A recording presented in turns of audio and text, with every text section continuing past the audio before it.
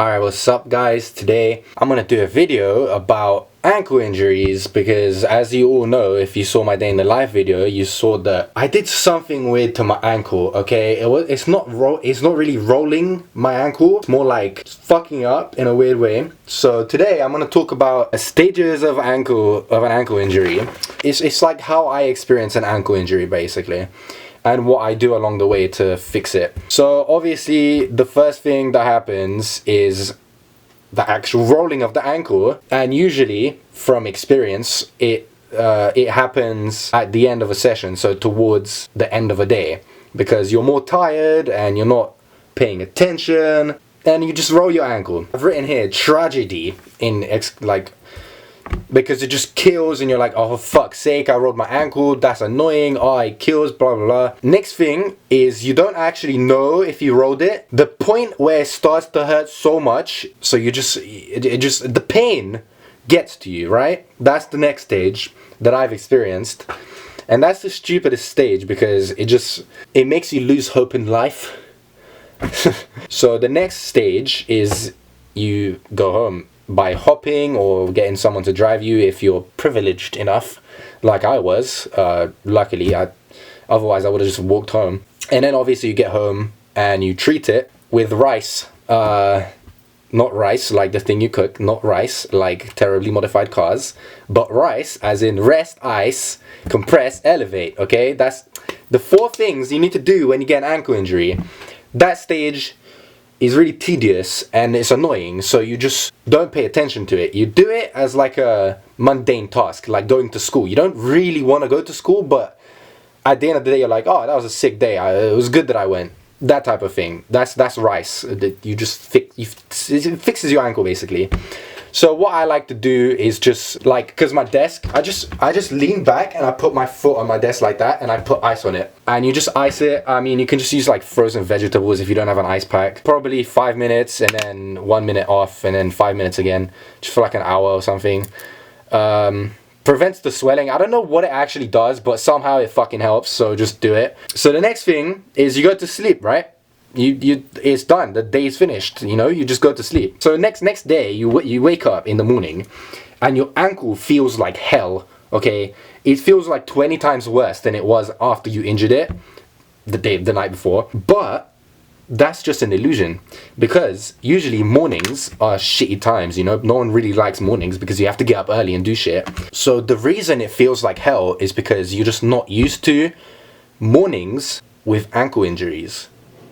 The ankle injury has actually gotten better, but psychologically, because there's an ankle injury, you just feel like shit and it feels like it's 20 times worse because it's a combo of a bad time of day and a bad body part. That's why the next morning is worse, but it's not actually, it's just psychological, I think. This is my experience. So next stage, what happens is you have to stay at home all day and rest it. You don't really ice it the next day. I don't. I just rest it literally all day, because my ankle injury happened on Sunday. On Monday I had 1 lesson in school. I was like, nah, I'll just skip it. I'll tell my teacher that I fucked my ankle. Anyway, so I stayed at home all day like this. My computer's right there, just on my computer, just YouTube, editing, whatever. Had my ankle like that the whole time. Another thing which is good to have is this thing. It's an ankle brace. This one's a bit old, so it looks a bit crusty, but I have a new one on my foot right now. It's really cheap. These things, you can find them, like if you live in London or wherever, like UK, there's 99p store usually have them, or like Poundland, or you can probably find them on eBay. It's literally this cheap ass ankle brace, which is like a elastic thing, and it squishes it. It's like the compression bit. Just put this on underneath or over your sock and just keep this on to your ankle after you've injured it and after you've iced it. So that's what I did. I literally had this on all day and I literally did not even walk on it. I didn't touch the floor. If I had to go to the toilet, I would hop to the toilet. That's what you do. You have to do that for the next day after the injury. Then the next thing, the next stage, basically the night of the day you rested it all day, it feels like 20 times better. You can put weight on it. Like you can step on it and it wouldn't really hurt, but if you would try to bend it and like generate power, then it will really hurt. This stage, what I do is the next day, I'm ready for stretching now. So what I do is, instead of stay home all day and have like scheduled stretching like routine, I just go out and I go to school. I put the ankle brace, I put my shoe on really loose so the shoe isn't really squashing it, and I just go. I mean, obviously I don't like walk on it like normal, but I try to walk on it. One tip which I fucked up, I forgot that my ankle, because it was feeling really normal when I was like hopping on it, I thought, oh yeah, let me just run across the street.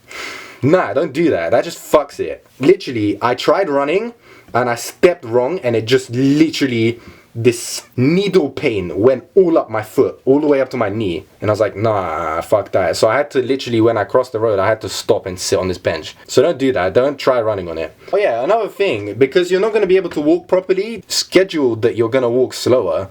So that you're not late for wherever you're going. So yeah, that's one thing I didn't do as well. So yeah, pretty much all day stretching, but you're actually outside and doing actual activities. Then night 2, it feels like it's pretty much healed. That's what I wrote. It feels pretty much healed. But this is the part where you have to not fool yourself, because it feels like it's completely done, but that doesn't mean it is. Okay, it isn't. So still, don't run or do any activities. No skating, obviously. This is a given. You're not going to be skating. The next thing, which is today for me, in the morning, today, so day 3, it feels better than the night before. So it feels like it's completely healed. It's done. It's just finished. Now, this is the stage where you can generate power. So you're not just stepping on it. You're actually using it to move your body. So this is the stage where it's just kind of back to normal, where you're not losing time on walking. From here on, it's pretty much the same thing for me. This is what I've noticed. If you don't interrupt the healing process, from here on, it's just going to keep getting way better and better. Probably by the end of the week, so 7 days later, I would say I would probably be ready to skate again or do activities. But I wouldn't, because I want it to heal properly. But if you're really in a rush, then you could. That's all I want to say about the ankle injuries. I want to ask you guys, because I know like loads of people, when I put on Snapchat, everyone's like, oh yeah man, I rolled my ankle recently, whatever. So I want to ask you guys how you deal with ankle injuries. Like, give one tip for everyone who's watching, if they didn't like any of my tips, what they could do to fix their ankle. And like, if you agree, if any of this stuff that I just mentioned sounds familiar, if that's how you guys heal your ankles. So that's it. Thank you for watching. You can like this video. That's good. You can share it. You can subscribe. You can like my Facebook page. You can add me on Snapchat. You can follow my Instagram. Also, you can buy Acid t-shirts. Thank you for everyone who bought t-shirts. There is a slight delay I'm feeling with the sending part, but I'm gonna try and get them out at the end of, like, before the end of the week. So yeah, that's it. Safe.